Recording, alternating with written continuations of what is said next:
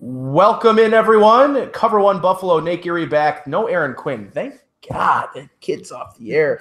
But I'm just kidding, Aaron. I know you're watching. Don't take offense to that. Or you could. It's up to you. But thanks to everybody that's hanging around us currently in the chat. Thanks for your questions. We'll make sure we get to those before the end of the show as well. Cole and Greg, gentlemen, thanks for joining me today. Cole Thompson, Greg Tompsett. Right? Did I say it right? You just told me, but did I say it right? No, you're good. You're good. Okay, good. Because I'm terrible with names. I'm Irish. That's one of our deficiencies is we're not good with names. So, gentlemen, we've got a fairly all of a sudden sort of important game for both teams. Cole, I definitely didn't think I'd get to this point. By the way, happy birthday, Cole. Thank you for being here on your what? I'm sure like your 18th birthday, right? 25. Happy birthday. That's a good one. That's the last time I can actually do something fun, like rent a car or buy something, and then it's 26. All right, cool. Go to work. Yeah, that's where I'm at now. I'm at 26 going on to 27. I can tell you nothing good happens at 26. Nothing good happens after 25. I've heard that at least 4 times today, and it's not getting any better. I promise you.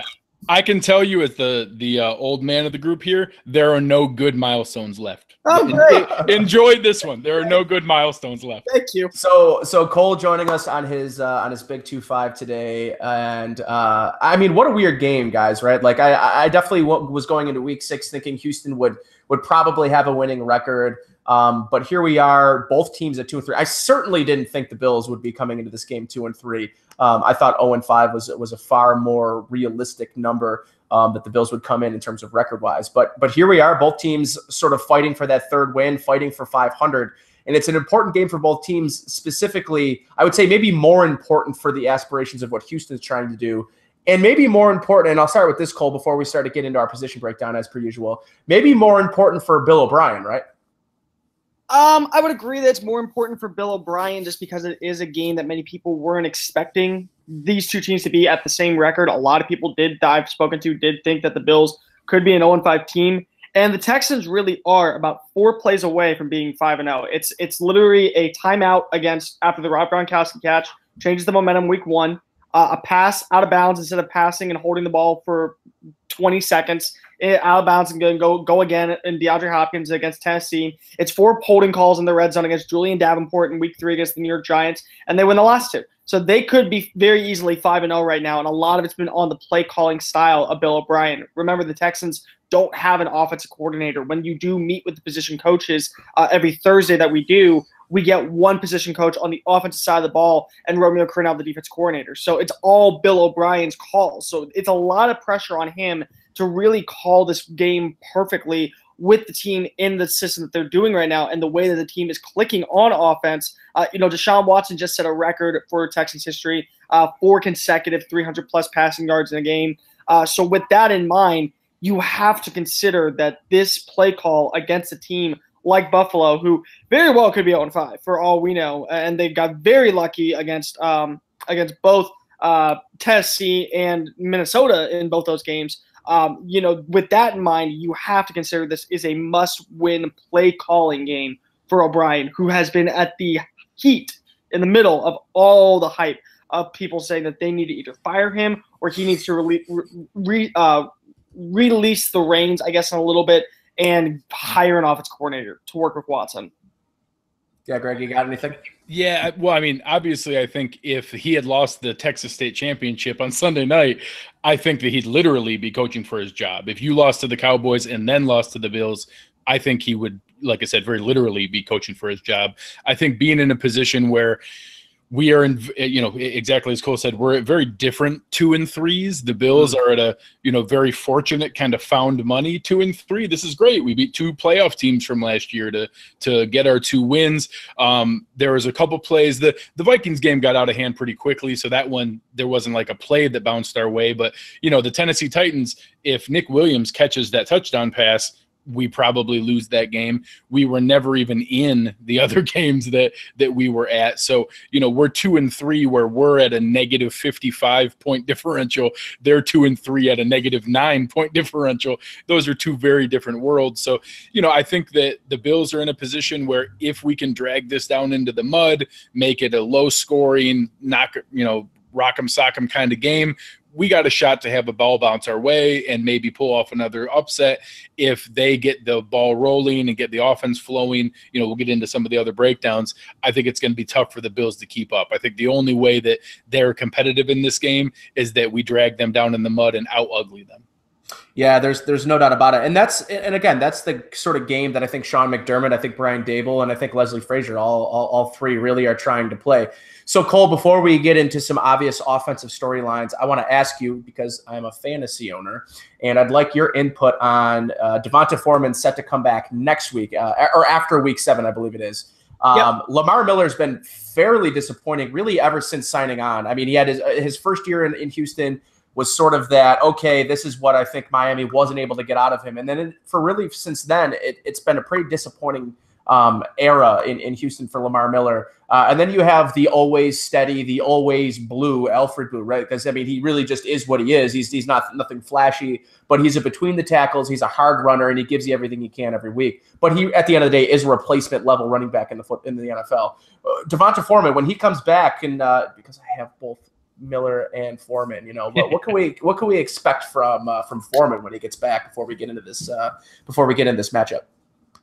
Foreman is a very athletic back that not a lot of people talk about just because of his size. They expect him to be this kind of burly, brash, kind of in between the tackles guys. But he's got a lot of finesse to his game, and he's able to hit that outside corner, turn upfield, and make major plays with his speed and on the outside. A lot of zone, a lot of option reads, a lot of pitches to the outside. He does a lot of work in there, and he's also a very reliable pass catcher for an offense. He has to work on his pass blocking, but as a fantasy owner, he could end up probably taking a majority of the carries away from Miller. Blue is going to probably lose actually more carries because of it, because he was fighting for a job as a third stringer, more so than actually playing for the second string spot. But right now, I think that it's smart if you have Miller, keep Miller until Foreman returns, see what he can do. But this is a back who I think that a lot of people in the Houston organization are expecting to at least be a major contributor, maybe a Tevin Coleman style, a Tariq Cohen style back, where they get enough carries, even if they're not the main feature back, where you have Jordan Howard and Devonta Freeman out in Atlanta and Chicago. But I do think that he can be a reliable back in the backfield as a runner, but I think he's also an easy flex option as a pass catcher. I actually think Devonta Foreman is a great dynasty pickup too, because I think that with Lamar Miller's contract and their plans for him next year, there's a real good chance he's the primary guy next year.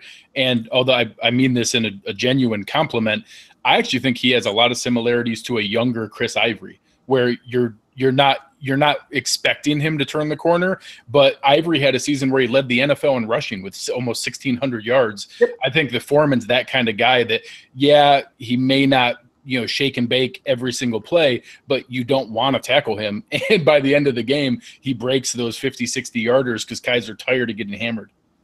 Yeah, so obviously the run game has been sort of a disappointing portion of what we've seen from Houston's offense this year. The passing game, however, has not been disappointing. And in fact, I think maybe a lot of people were looking at similar stats from what you saw last year from Deshaun Watson in his brief time before the injury. And I think a lot of people look at that and are sort of maybe disappointed that they're not seeing those sort of unsustainable numbers, especially deep numbers from Deshaun Watson. Instead, I think Deshaun has become a more refined intermediate passer, which I think was a lot of people's concern with him coming out of Clemson, is that he was really either a deep guy or he was a run around and be athletic guy. And I think he's circled his game and he's really sort of rounded his game out to be sort of the first round pick that I think a lot of people were hoping he'd be. But talk a little bit about what you've seen from Deshaun Watson this year, because at first glance, when they were 0-3 or whatever they were, there was I think a lot of people panicking about, was what we saw from Watson last year unsustainable and maybe is something wrong with him?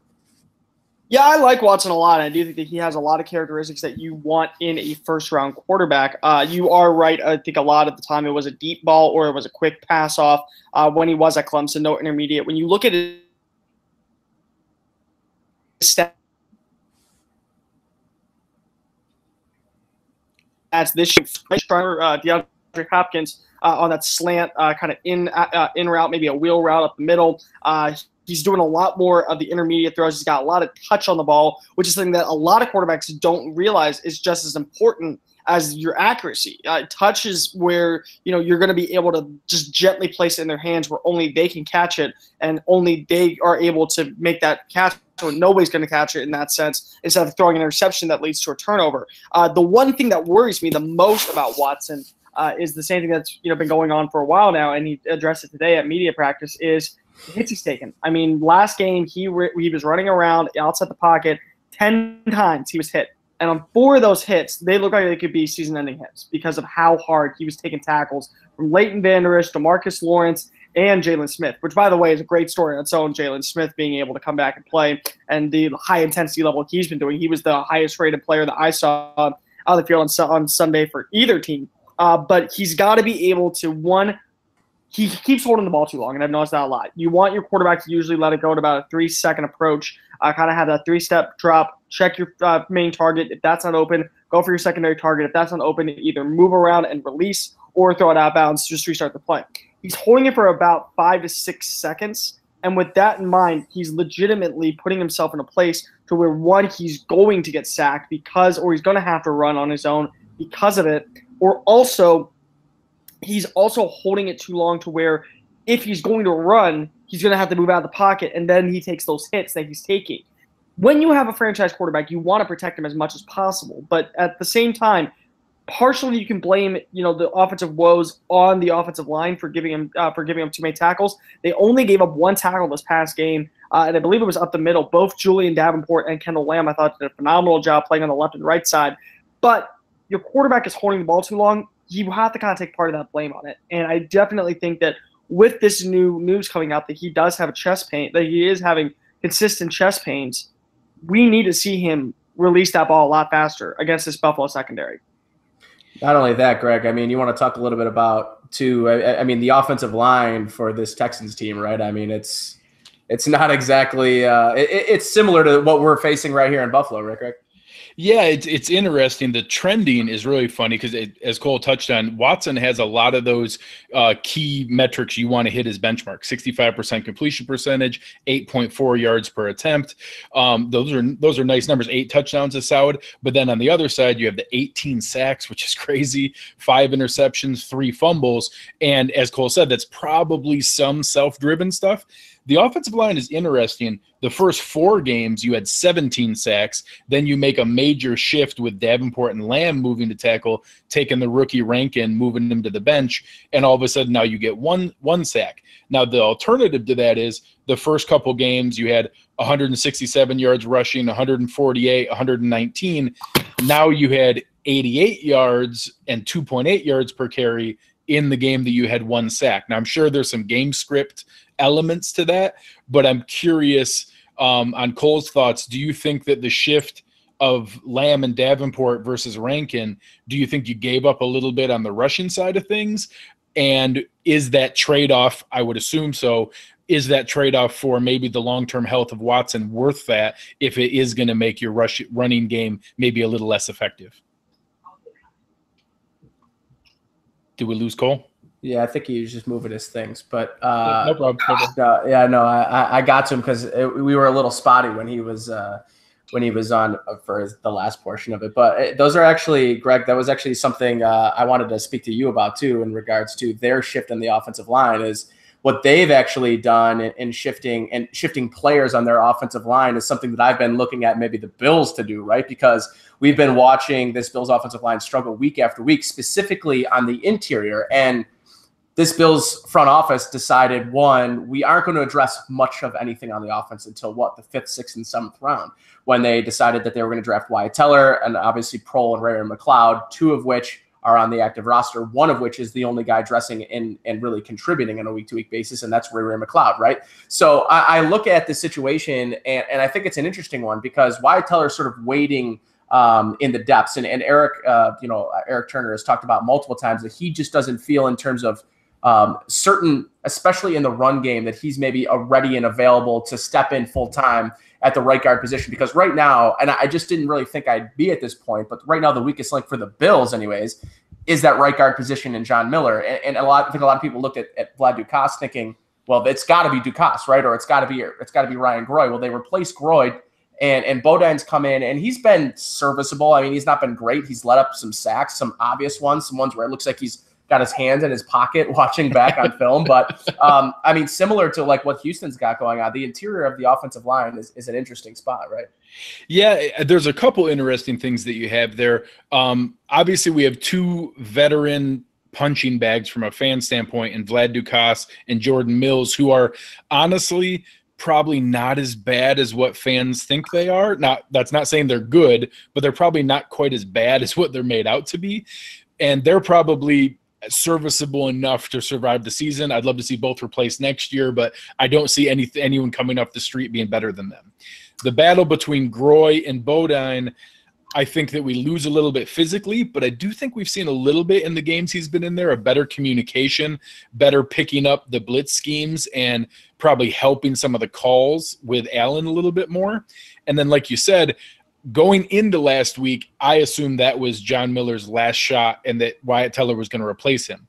We then went into that game, gave up, in my mind, 0 sacks. There was one rollout where Allen was really running the ball and got tackled for a 3-yard loss, and they counted it as a sack. The offensive line actually gave up 0 sacks against a Tennessee front that had ripped apart Philadelphia the week before. So I think that John Miller's probably there, whether we like it or not, for a good stretch, maybe up until the bye. And I'd love to see Teller get a shot, but after a week like last week, I'll be honestly surprised if we see any changes in the near future.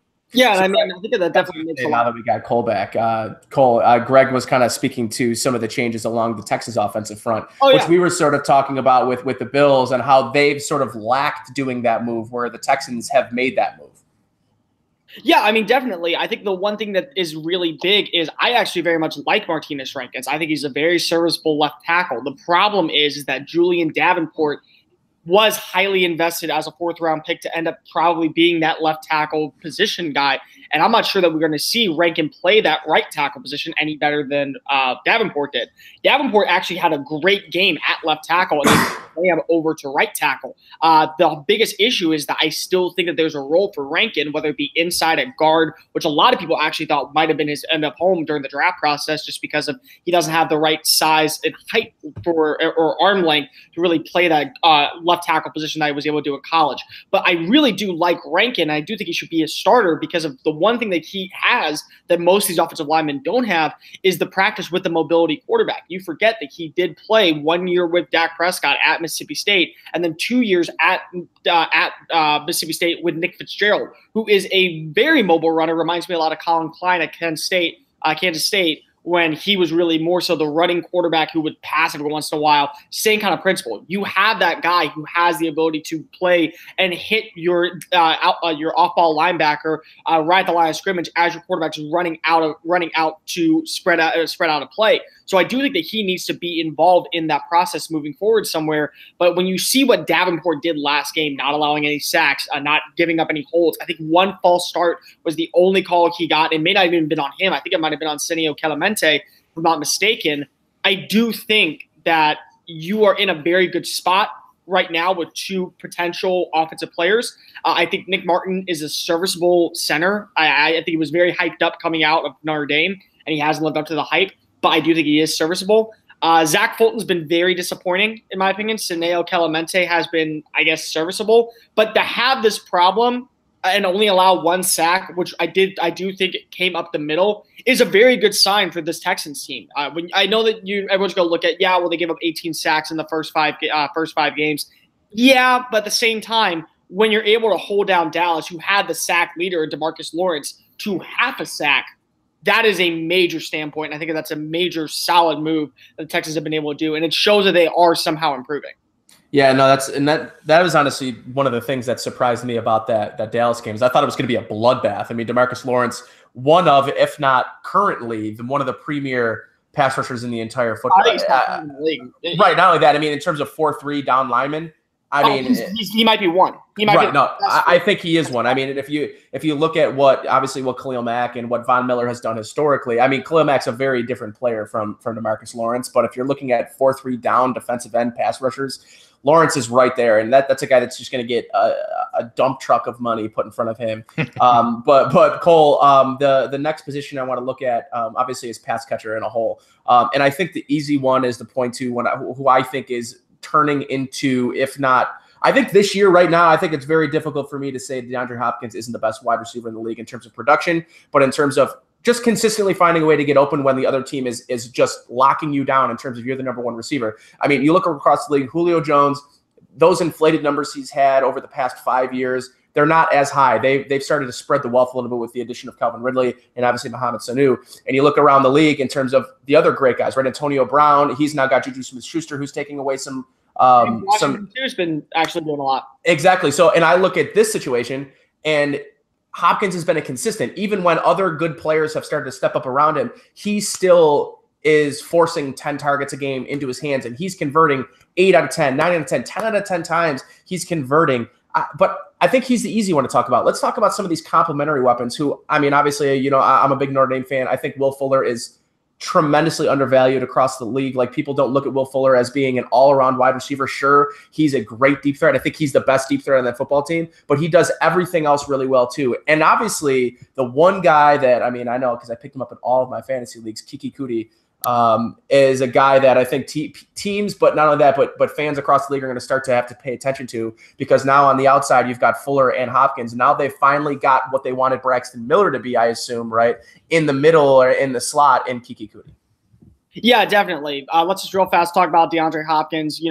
When you look at Fuller, that's your deep threat guy. When you look at QT, that's your middle short intermediate pass guy. When you look at Hopkins, there's no limit for him. He's literally going to be the short guy, the intermediate guy, the deep ball. He's going to be on your deep post. He's going to be on your small post. His route tree is expanding still. I mean, that's the biggest thing, and that's the only compliment I can give you. But let's go talk about Will Fuller. I actually very much liked the Texans taking Will Fuller. They had their possession guy in a guy like Hopkins. They needed a speedster. They needed a Deshaun Jackson type of style player. They went out and got Fuller over a guy like Josh Doctson, Laquan Treadwell. The only other name I think that might have been better was Michael Thomas, but you already have a Michael Thomas in DeAndre Hopkins. Go get your speed guy.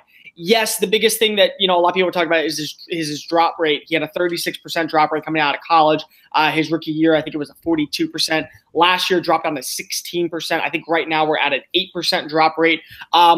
The only knock I can really give on him is his consistency of staying healthy. This is a player who has dealt with multiple injuries and hamstring injuries. Same thing in Notre Dame too. Yep, same thing in Notre Dame, and hamstring injuries. And hamstring injuries are one of those injuries that are lingering. They don't really truly ever go away. Once they start, you just kind of have to deal with the hamstring injury for the rest of your career. And it's come back to bite him in the butt multiple times, but he also had a broken collarbone last year. He had a hamstring injury his rookie year.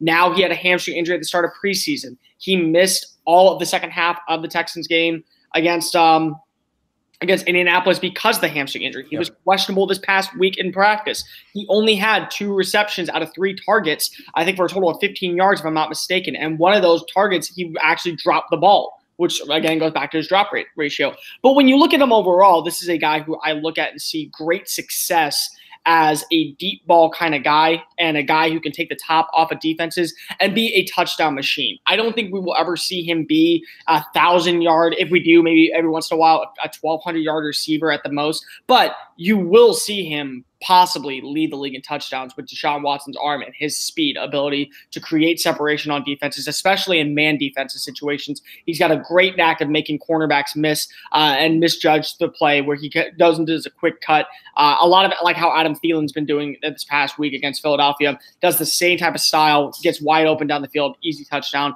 I could easily see him one day having a 14, 15 touchdown year with Watson at quarterback. And then you got QT, and QT is all speed. That's pretty much his game. If you get him the ball, just let him fly. Let him, just do what he can do in the open field. They called Tariq Cohen the human joystick coming out of college. I think it's the same thing for QT. You get the ball in his hand, just let him fly. And he's going to be able to not probably do a lot with the deep ball passes because of his size. He's listed at 5'8". He's not really going to be able to do a lot on the outside. But when you get him the ball in the open field, He's going to make off-ball linebackers miss. He's already made safeties miss. He's going to make cornerbacks miss in the play. He's going to have defensive linemen chasing him down because that's the only player who's going to be able to even get close to tackling him because he's making guys miss in the open field. Overall, when you look at his stats, he's only played in 2 games, and he's the second leading receiver on the team. 17 receptions, 22 targets, over 160 yards, 9.4 yards per carry. And he has his first touchdown. Did the Kiki shuffle dancing. I think everyone was very happy about that. But when you have this versatile weaponry that they have at the receiver position, and let's not forget also they have 2 very young tight ends in oh God, I can't believe I'm blanking. Jordan Thomas, 277-pound tight end. Good luck tackling that. And then you have Jordan Akins, who is a former baseball outfielder, so he has the range to go be that flex tight end that they wanted CJ Fiedorowicz to be for all those years. Deshaun Watson is in a very good spot. If that offensive line can get better, there's a reason why people were picking this to be the up-and-coming offense, even though Bill O'Brien was calling the plays. And that might end up being the problem that we see down the road, is that it's actually O'Brien, not the offense, that's been screwing up, because this offense right now is clicking, and Watson has plenty of weaponry to work with. Greg, let's talk a little Romeo. Let's talk about this defensive side of the ball, and I think where we got to start with this defense, man. Yeah, I mean, it's terrifying to think about our poor offensive line and having J.J. Watt, Jadeveon Clowney, those kind of athletes coming at you is just terrifying to be able to identify how are we going to dedicate the blocking that's needed to give Allen any time, to give Shady any space to be able to put that together. And there's some other names that are out there. I think Zach Cunningham was actually a player I really liked in the draft last year. I think he's come on really well. I think there's a little Preston Brown to him. You see him making some of the tackle numbers look a little inflated with a lot of tackles 5, 6, 7 yards down the field, but he's still up and coming and I think learning a lot. I think McKinney is a threatening player, but anytime you have someone setting the edge with the level of talent of J.J. Watt and Jadeveon Clowney, that is going to take what should be double and triple teams for each of them and not dedicating anyone to the rest of their defense. So it's something that concerns me a lot, trying to figure out how they're going to do that. That's not counting a Whitney Merciless. That's not counting anyone else that's there. Being able to do that, having a playmaker like Tyrann Mathieu, you have the Honey Badger back there who can come on those blitzes, who can come in and be able to be kind of the modern day Palomalu. Being able to do that, it does scare me that I think there's a chance in talking about the flip side with the Bills defense and some of the receivers, I think that Trey White has a shot to reasonably control DeAndre Hopkins, maybe a 8-catch 80-yard game instead of 2 touchdowns and 160. It terrifies me what Will Fuller might do over the top to whoever our number 2 corner is. So I think there's a chance we can drag this game down in the mud. Maybe we make it kind of dirty. I don't see how we score on this defense without some favorable turnovers, a fumble going our way, getting the short field, some special teams benefits. Just getting the ball moving against that front 7 is going to be tough. And any of the injuries we see in their secondary, I think we're working through your 3rd, 4th, 5th corner now that they've had. I was gonna say, you guys are kind of selling yourself a little short because of the cornerback situation is nightmare right now in Houston, outside of Jonathan Joseph, who had a very solid game, but that's his first real solid game he's had in a long time. Yeah, being able to put up, if I felt like we had a weapon that could threaten it, I'd feel better. Now, I think they've gotten a little more creative. We saw finally a couple of bubble screens getting, there was a key play to Ray McLeod, although one of his only targets, and getting Shady out there in space a little bit more often. But it just not having someone that I feel can threaten them. We have guys who can body him up when Kelvin Benjamin feels like putting in effort. He can. I'm sure he can position himself and box out for a catch here or there. But without that playmaking weapon to threaten it, that's what concerns me, is that the one weakness that I think you can take advantage of with Houston, they don't have the tools to do it. Yeah, we're not in position to do it. Yeah, Cole, the one thing that I look at with this defense, and you could speak to it a little bit more too, just is how incredible – I think when it's all said and done and J.J. Watt's career is done and over with, that you're going to look at this stretch of like this 3 or 4 year stretch where the back injuries happen, and then he comes back and he works his ass off to get back to being able to play at the level that J.J. Watt's accustomed to playing to. and then for him to break his leg, and then you're basically redoing that entire cycle over again for him to be back at the level that he's playing at right now. I mean, this is as much as everything that he done early in his career. I think what the amazing part that maybe we will talk about more so is his ability to play at that same level coming off two really, I think, injuries that could have ended a lot of other players' careers. Remember this number, 1.5. Just remember that number from the span of 2016 to 2017. That is how many sacks J.J. Watt had in 2 years. Partially because he only played in one game in 2016 because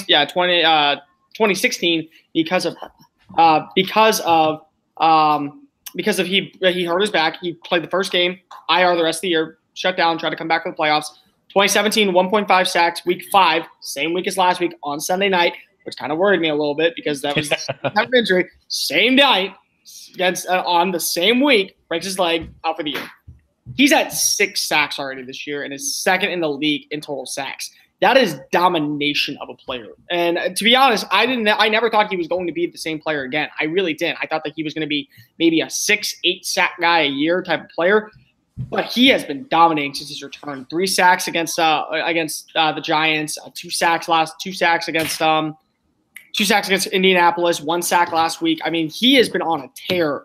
And don't get me wrong, I get it. You have poor offensive line out in New York. You have poor offensive line out in Indianapolis. But the Dallas line is no joke. And the way that they were able to continue to pressure Dak Prescott consistently on both sides of the ball from both quarterbacks, and Whitney Mercilus, who even though he doesn't have a sack, he is a pressure machine. He destroyed Zeke Elliott on one play. I think that it's going viral on Twitter right now. Legitimately picks him up, throws him away to try and get Prescott. So with all that in mind, there are so many good players on this defense, but it all starts with Watt. I think having Watt back on the field, just as a presence, has really set the tone for these defensive players on the level of intensity they have to play at, and also the level of production they have to produce. Because if you have a guy who, like Nate just said, most players would probably call it after this. He didn't. He came back. He worked his butt off to get back to where he was. And most players are going to have this, are going to not have that mentality of coming back. That ain't J.J. Watt. And having this player back and dominating the way he's dominated in the first 5 games of the season and is second in the league in sacks, that's a tone setter, I think, for the rest of the players around. If this guy does it, we have to do just as well, if not better, because he's playing injured. And he's said multiple times that he doesn't even know if he's fully back yet. That is terrifying. If he's not fully back and he doesn't even know that, imagine what he's like when he knows he's fully back. Yeah, dude. And well, the crazy thing too, Greg, and this is what I was talking to Matthew Kaiir about this from ESPN, 1500 ESPN in Minnesota when we were playing the Vikings, we had him on. And one of the things that he talked about in terms of like what the analytics community really looks at in terms of pass rushers now isn't necessarily that sack number. Obviously, it's the glamour stat. It is what you technically will measure how good how good a pass rusher is. Most guys aren't getting paid off of their pressures. But in terms of effectiveness, pressures has really turned into the key stat in evaluating what good pass rushers can do in this league, because you have a guy like Danielle Hunter, right, from Minnesota, and he was one of those guys.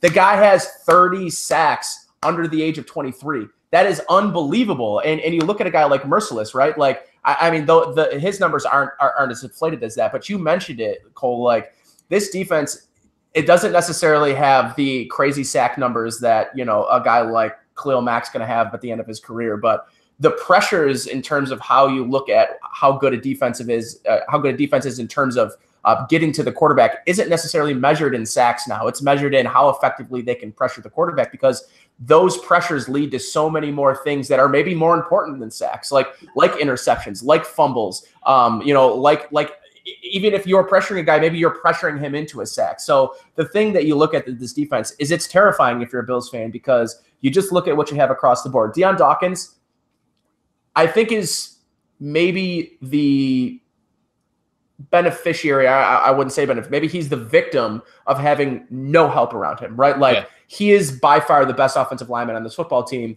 And I think he's at times looked a bit, civilian. Like, he hasn't looked like he's a top-tier, top-end talent in this league.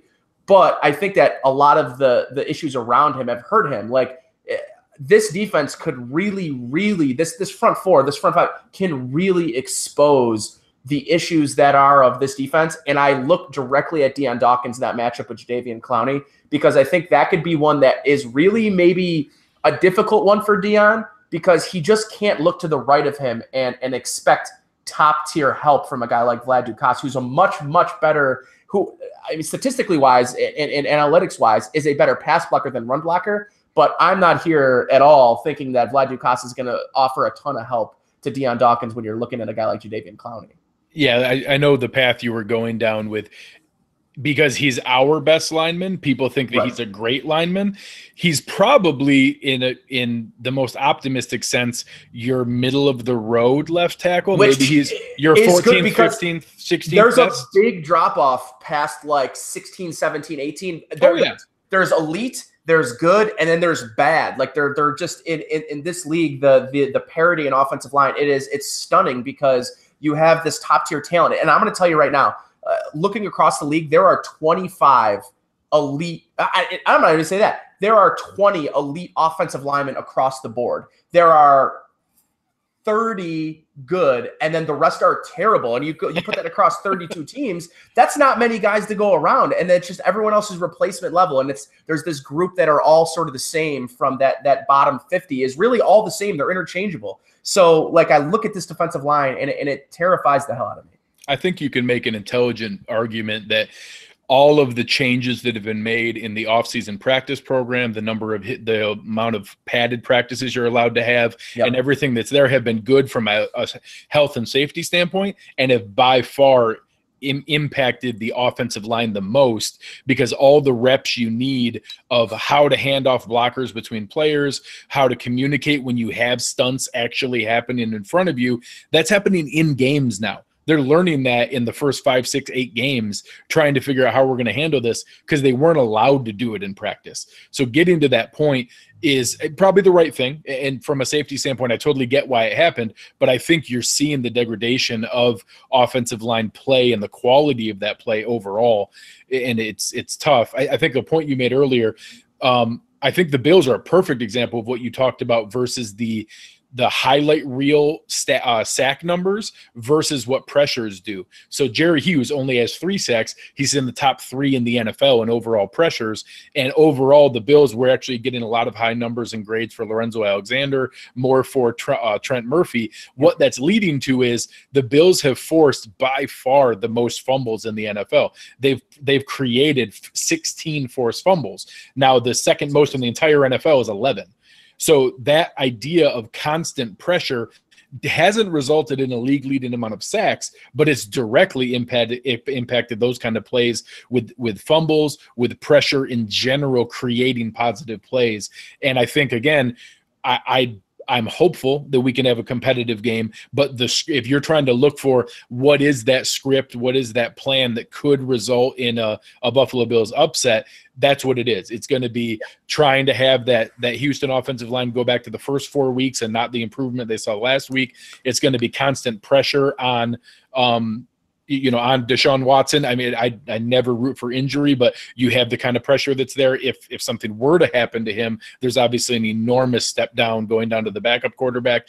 So if you have that pressure, and that's almost every NFL team is like that. But getting to that point, that pressure idea, I think that's the only shot the Bills have of an upset here, is creating that pressure, bringing that inside zone, because no matter what, we're going to see it on the offensive side.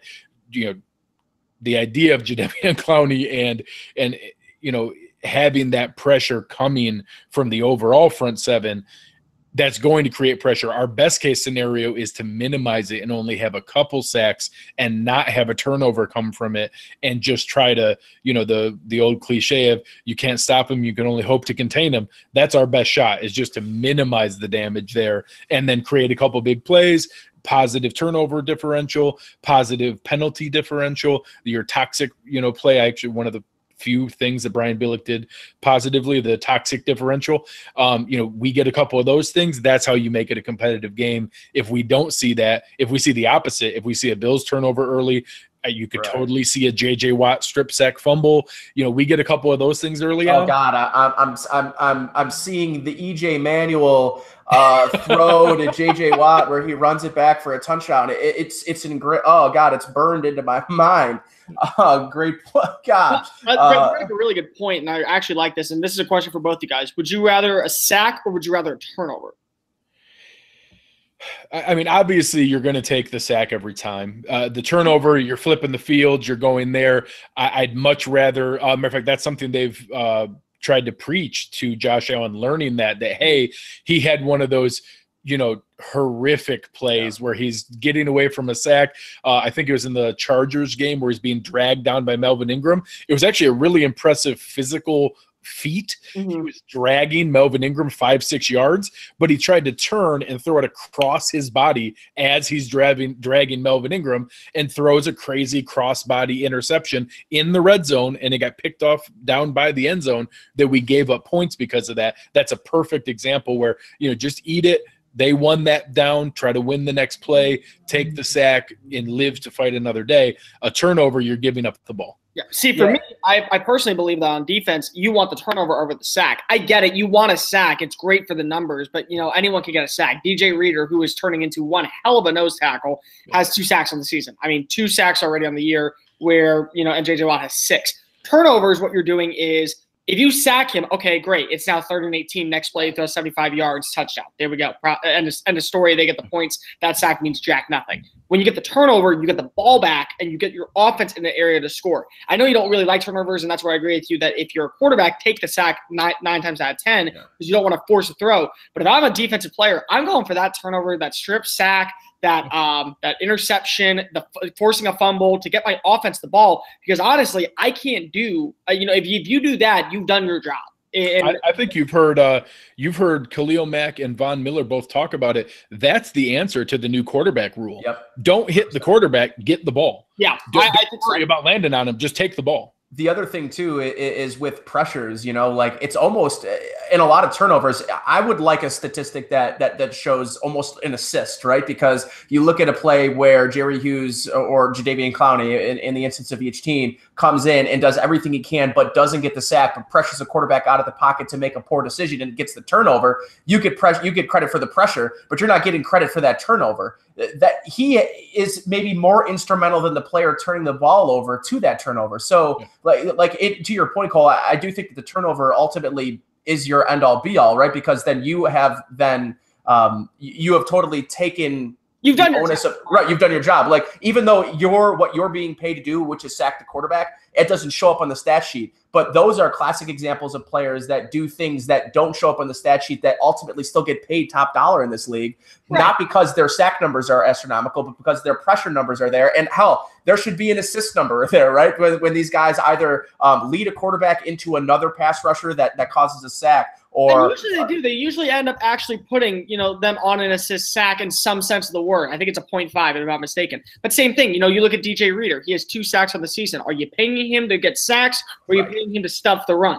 If he's not stuffing the run, those sacks don't mean anything to him. I get the same thing with defensive end. You want him to sack the quarterback, but if he has 4 total forced fumbles and 5 sacks, he's doing his job still. He's still performing. It would be like saying Tyrann Mathieu leads the team in sacks. Maybe that's a problem where he only has 0 interceptions, and J.J. Watt has 4 interceptions. That may be a problem. It's a good problem, but still a problem. Yeah. I would say the one thing that I think is going to be a difference this week for the Texans versus the past couple weeks where you talked about specifically with Dallas and you looked at DeMarcus Lawrence. I don't know that Indianapolis had anyone that scared you. You probably had Olivier Vernon against the Giants. He didn't play that. Oh, okay. So not even having him. So going into this week, I don't think we obviously don't have anyone to the caliber of DeMarcus Lawrence. I think Jerry Hughes is underrated, but he's clearly no DeMarcus Lawrence. I think Trent Murphy's underrated too. Yeah, well, that difference. I think Eddie Yarbrough is grossly underrated because Eddie Yarbrough is a player not only has high energy, high motor. I mean, just the amount of heart and ability like that, to be honest with you, that takes a guy with limited skill set like Eddie Yarbrough to the level of being a competent NFL starter. He's not a starter. He's a great depth player. The Bills rotate four really pretty high caliber players, and that's without talking about Shaq Lawson. Yeah, no, that's exactly right. Can we not talk about Shaq Lawson? It's actually 8. I had him as a top 5 player in that draft. Listen, although his numbers aren't there, Cole, like this year has been a very nice start to the season in limited snaps. I think that he gets the game ball last week for forcing a fumble against Marcus Mariota this week. Had a really difficult week off the field. His best friend was I think killed, and he ended up leaving town, coming back Saturday before the game, showing up to the game, playing meaningful downs.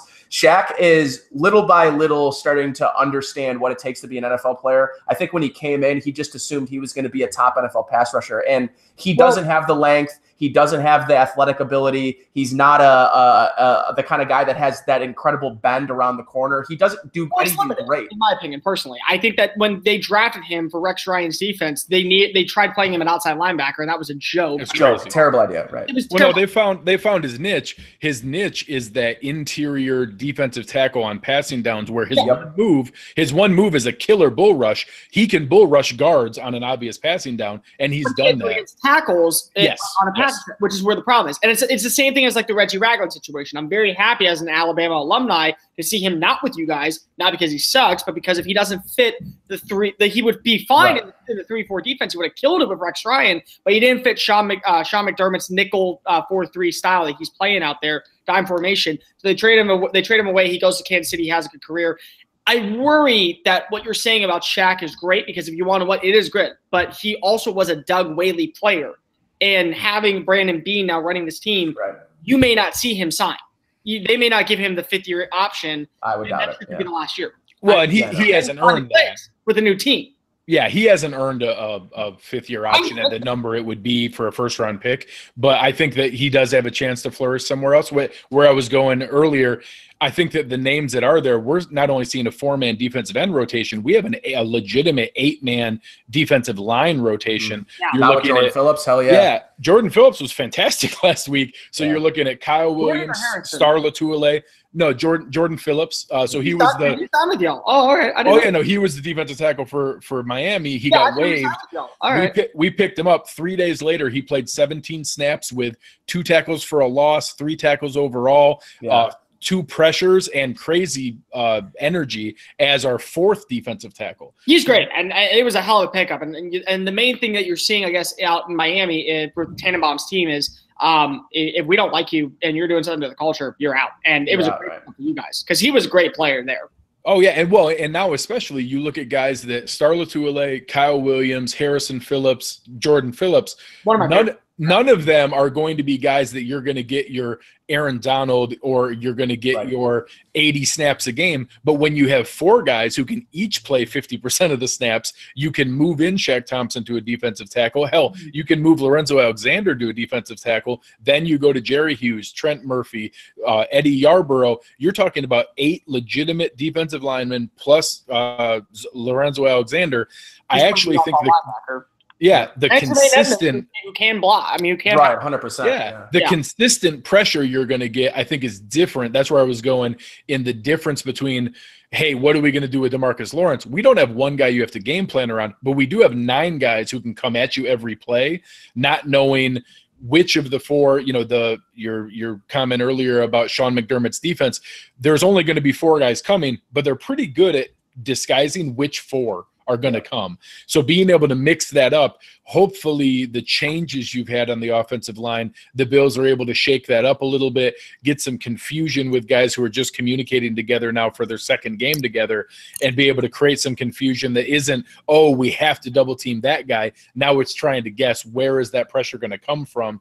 Can we collapse the pocket with a Jordan Phillips push and Shaq Lawson at defensive tackle, get up in Deshaun Watson's face to be able to force a rollout and be able to get some of that pressure going that way?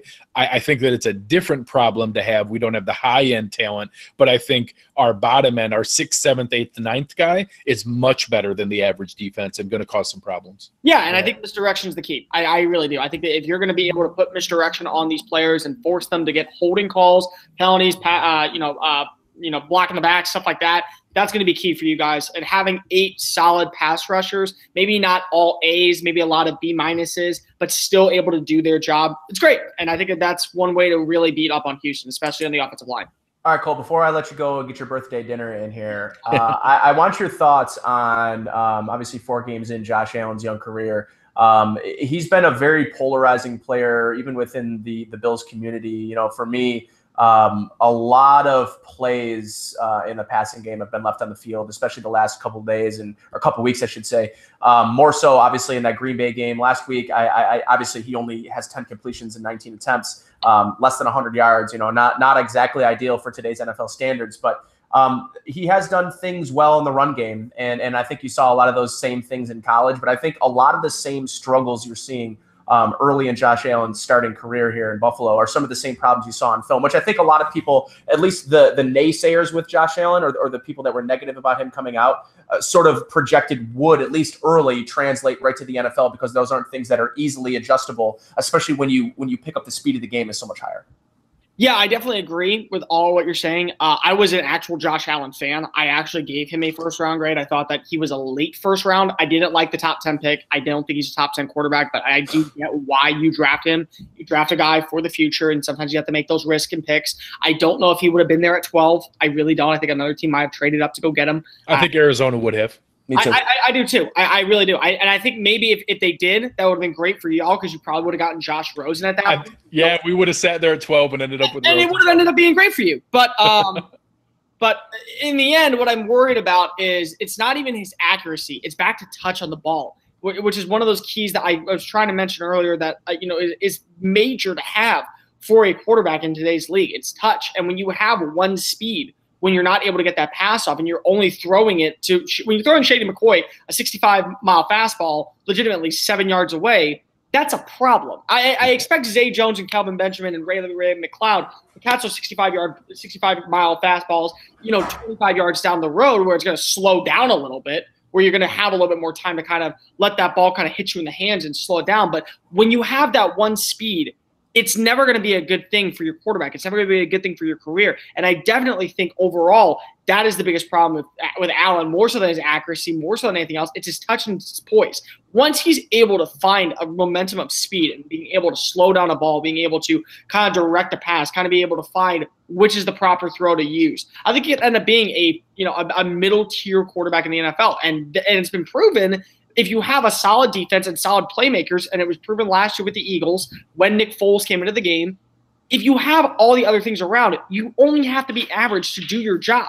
And that's where I do think that's where Allen's going to be. I think he is in that 15 to 17 range quarterback for Buffalo. And if they build around him, get him some weapons, get him a better offensive line, and maybe draft a tackle, play the right tackle position next year with their first-round pick, draft a couple wide receivers with their second-round picks, I definitely think that they're going to build him for the future. But that's the big key right there, is he has to find that speed. All right, man. Greg, you got something else before we get out of here? Yeah, I think that the comments on Allen are fair, although I will say we've seen a little bit more of that. He has had instances where he's taken it off of the ball. I like his long-term potential better than Josh Rosen, but I like Josh Rosen now. I think that he's more ready in the NFL. So but the team is going to win this year. I compare it. I compare it to the Cam Newton model, where you're never going to have high completion percentage. You're going to be dependent on making some plays with your legs, making big plays down the field. You're going to have a handful of up and down years. But if you have the year where the line comes together, the rushing attack comes together, you get your deep threat going, and some of those big plays hit, that's what happened in their 15-1 year. That was a tough-minded defensive coach who wasn't looking to air out the ball, and all of a sudden they're putting up 40 points a game because they're hitting on those big plays because things were coming together. Now, you know who the defensive coach was, right? Who, Rivera? No, that was Sean McDermott. Oh, yeah. No. I mean, Ron Rivera being their defensive-minded. Like, he's not a run-and-shoot, crazy, high-scoring coach. Mm-hmm. But when that presented itself, he had that mentality and was good with it. I'm not predicting that we're going to get an NFL MVP season from Josh Allen, but that idea in the future, I think that's what you're looking for. You're not looking for the Tom Brady constant 5-yard outs and 70% completion percentage. Right. You're looking for more big plays down the field. And Josh Allen had the best analogy of anyone. he said, I'm 100 yards out from the green and I only have a 4-iron. And as soon as he learns that variability, that he knows how to club down that, hey, you have a sand wedge, it's okay. You can use your pitching wedge. A 9-iron's okay. I think as he learns that and just has that possibility, and then you have the howitzer for the deep ball, it can come together. But I have a feeling we're a year and a half away from that, and I'm hoping 2020 he's ready for that. So now it's just learning experience and gaining. Take you back to the playoffs. I guarantee. I will bet you right now he will take you back to the playoffs at least one time. I believe that. I think that he can be an NFL caliber quarterback. We need weapons around him. We're not going to know that until we get to that point later on. But I've seen enough from his mental makeup, his humility, that's what I love about his him. work ethic. He doesn't let this stuff bother him. He's very humble, very open for coaching. That's the stuff you heard about Ryan Leaf, about Jamarcus Russell. They didn't want Jeff George. They all had huge arms, but didn't want any coaching. I'm already great. I know what I'm doing. He's very humble, very hardworking, very team-oriented. That I don't know that it works out because of him being an all NFL talent. It's not going to be because he doesn't work hard and he's not willing to take the coaching. So that gives me some solace and hope. All right, fellas. Well, Cole, enjoy your birthday dinner, man. Tell me you're getting like some prime rib or some steak. I know how you guys do it down on that end of the country. Come on. I'm not actually. I'm actually going to Topgolf. I got a couple buddies who want to go play that. Yeah, that's good too. I'll probably eat there and I'll practice my swing and try and get better at on one of the. Yeah, good luck. See if you can hit a 4-iron 100 yards out. I will later and just tell you that I did it. So Josh Allen should. All right, fellas. Well, appreciate you, Cole, Greg. Thanks for joining. Thanks for everybody that tuned in to Cover One Buffalo tonight. And, of course, a big happy birthday to our man, Cole. Thanks for joining us, brother. Thanks, guys. All right, Cover One Buffalo. See you next week for I'm sure we'll probably have more podcasts coming out in the next couple of days because Eric's a psycho, and that's what he does, and because Aaron can't seem to get away. So for the rest of us here at Cover One Buffalo, we appreciate you tuning in tonight.